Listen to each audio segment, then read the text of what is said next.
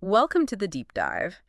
Today, we're plunging into something really essential, I think, for anyone involved in cross-cultural service. Hmm. And, well, especially for new staff and faculty joining an organization like City Vision University, we're unpacking why that idea of observing and learning first is so crucial. Yeah, it's foundational, isn't it? Mhm. Not just like a nice to have.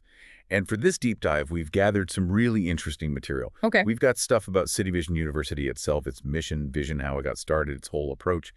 And we're mixing that with insights on cross-cultural ministry generally and this really key idea of understanding social class as culture. Right, not just economics. Exactly. It's a cultural thing. So our goal here, our mission for this deep dive, is to really get into why taking that step back, observing, learning is the absolute bedrock for effectiveness, especially, when serving communities facing poverty, homelessness, addiction, and also how City Vision University's own specific culture and strategy are, well, intentionally designed for that specific challenge. Okay, so let's start with that core principle then.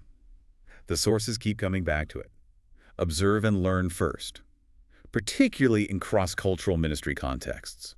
Sounds simple enough, but I get the feeling there's more to it. What does that really mean in practice?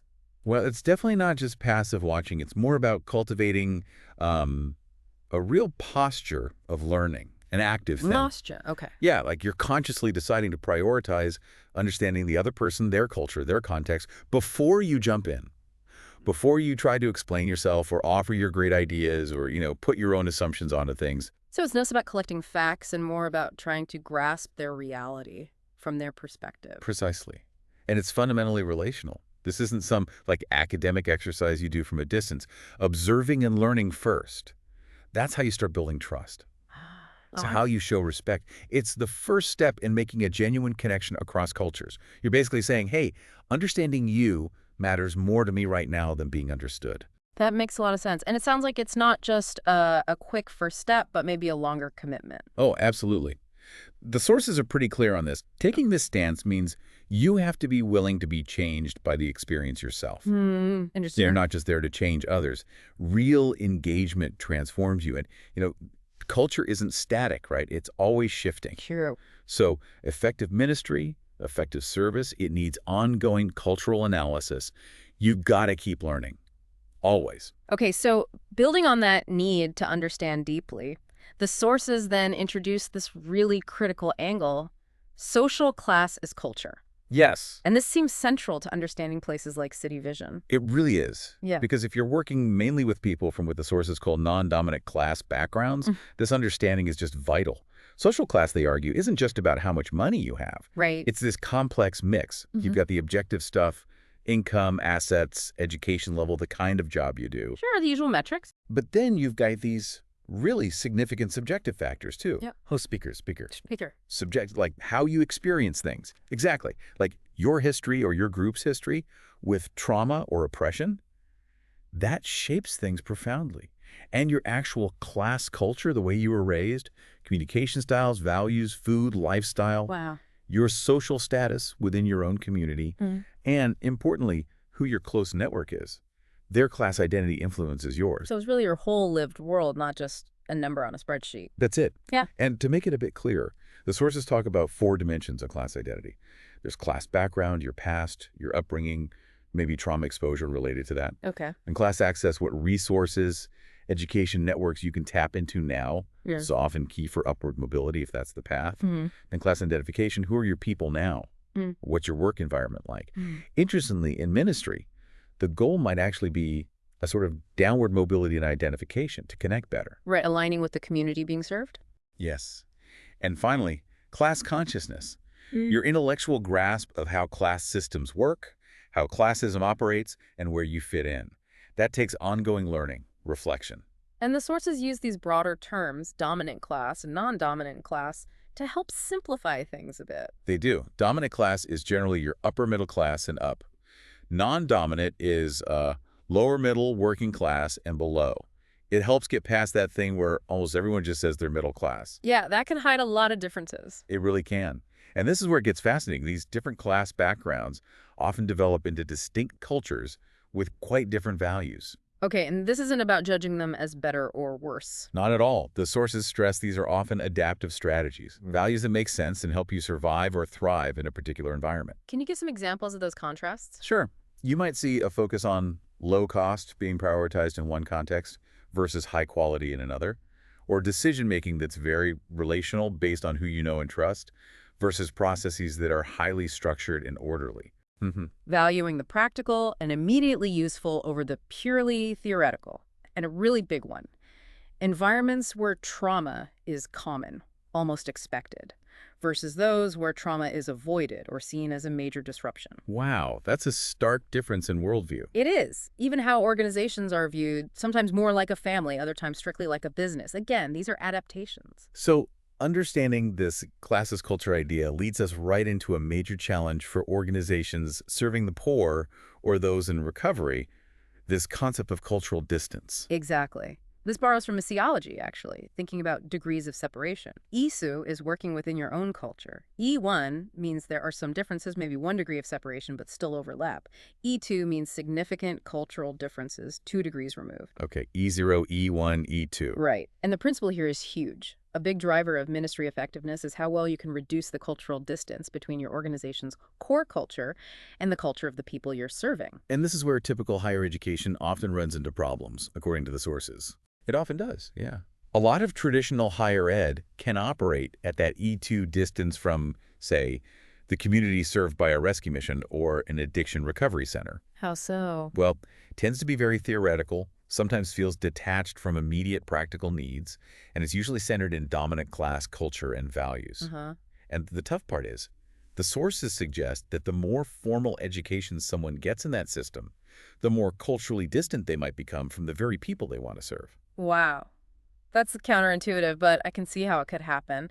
And funding gets tied into this as well. Yes, this is a really critical point, maybe a bit uncomfortable. Most funding for nonprofits, ministries, it comes from the dominant class. Generally, yes. And people naturally tend to support organizations that feel familiar, that share their cultural values, their communication style.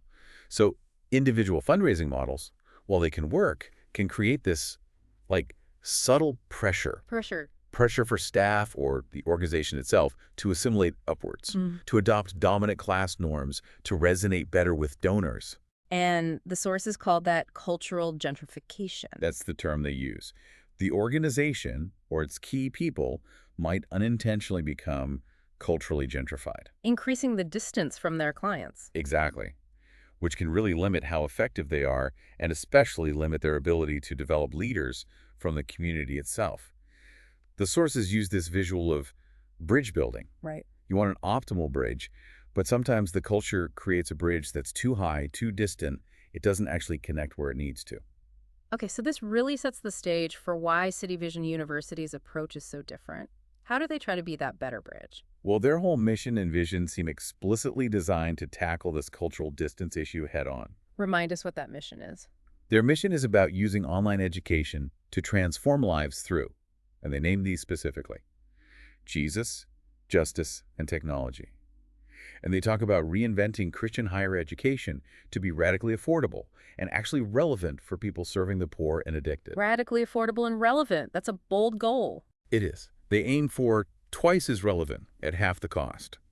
And a big part of it is spreading best practices and opening up access to higher ed for people who've maybe been through addiction, homelessness, prison themselves. And they're very specific about their own organizational culture, you said. Yes, they deliberately position themselves as having a working class-centric culture. They see that as E1, just 1 degree removed from their core students and partners, the poor, homeless, and addicted communities. Okay, E1. And what does that look like? They characterize it as being pragmatic and relational. And they consciously contrast that with what they see as typical higher ed, which they label E2, theoretical, detached, and upper middle class centric. So the structure, the culture, it's all meant to close that distance. That seems to be the core strategy.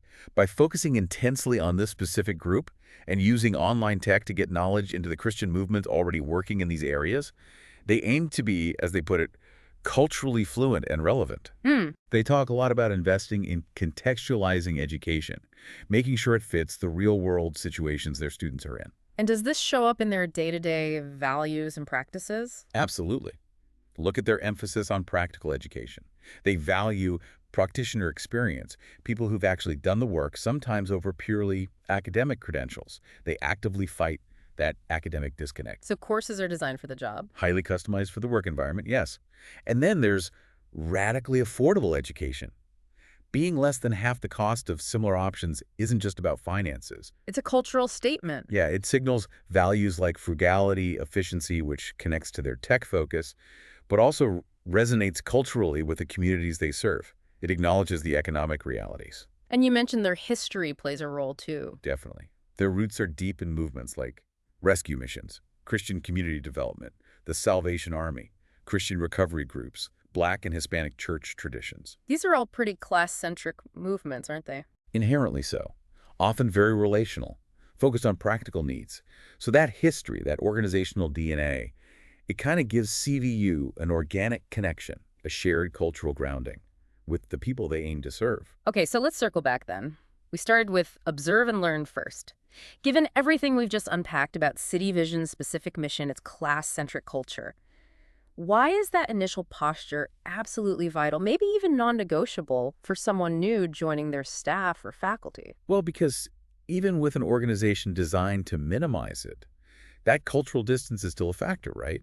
For a new person coming in, maybe from a different background, Yeah. they have to consciously adopt that observe and learn posture to be effective within CVU's specific context. Why so critical there? It's really the only way to build genuine rapport and trust with students and partners who come from these non-dominant class backgrounds. It's how you start to truly understand their realities. Which might include things someone from outside wouldn't immediately see. Absolutely. Including potentially shared experiences of group trauma related to class or race or gender, things that might be completely invisible or misunderstood if you come from a dominant class perspective, without really committing to observing and learning first. A new staff member could easily, unintentionally, perpetuate classism or impose their own cultural norms. And basically recreate the distance CVU is trying to overcome. Exactly. It undermines their ability to actually support the mission effectively. And I imagine these ideas, cross-cultural understanding, class dynamics, they're actually part of what CVU teaches. Oh, yeah. It's core to the subject matter. Yeah. You see it directly addressed in courses looking at cross-cultural management in ministry, or leadership in diverse and under-resourced communities, or Christian community development, theology of urban ministry. Yeah. These courses are designed precisely to equip people to navigate these complex cultural and class issues effectively. And doing that well, being culturally aligned, prioritizing learning, that connects to a bigger goal. It connects directly to developing Indigenous leadership. By genuinely understanding and reducing that cultural distance, staff and faculty are better positioned to help partners raise up leaders from within their own community. Right. It's about building capacity in a way that's actually rooted in the local culture, which is, fundamental to CVU's whole strategy for transformation. Okay, so wrapping up this deep dive, the main takeaway seems pretty clear. If you want to serve effectively across social class lines, especially in the challenging context CVU focuses on, you really need to understand culture, especially class culture. You need to recognize that cultural distance is real and can be a barrier. And you have to intentionally, humbly commit to observing, learning, and continuing to learn. It's not just advice. It's baked into City Vision University's mission and how they're set up. Yeah, it's about building that bridge, like we said. But you can only build it right if you first spend time really understanding the ground on the other side. That's a great way to put it. So a final thought for you listening. How might thinking about your own class identity, your own cultural background, how might that change how you approach observing and learning the next time you find yourself in a cross-cultural setting? Whatever that might be for you, definitely gives me something to think about.